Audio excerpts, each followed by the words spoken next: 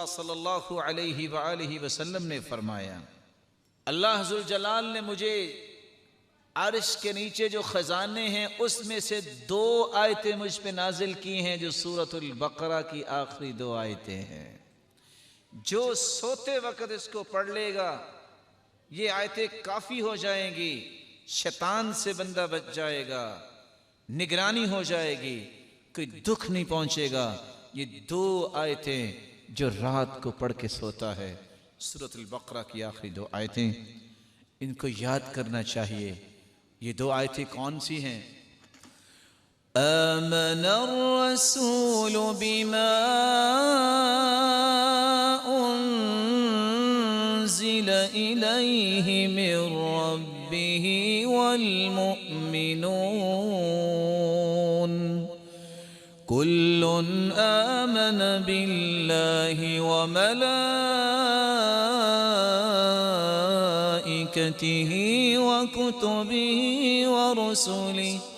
ला नुफर्रिकु बैन अहदिम मिर रुसुलिहि व क़ालू समिअना व अतअना غفرانك ربنا وإليك المصير لا يكلف الله نفسا إلا وسعها لها ما كسبت وعليها ما اكتسبت ربنا لا تؤاخذنا إن نسينا أو أخطأنا ربنا ولا تحمل علينا إصرا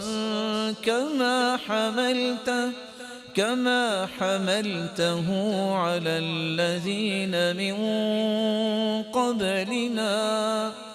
ربنا ولا تحملنا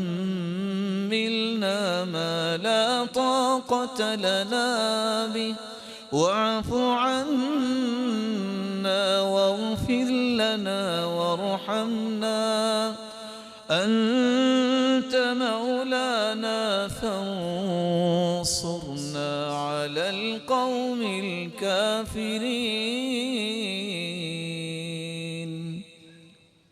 इन आयात को पढ़ने वाला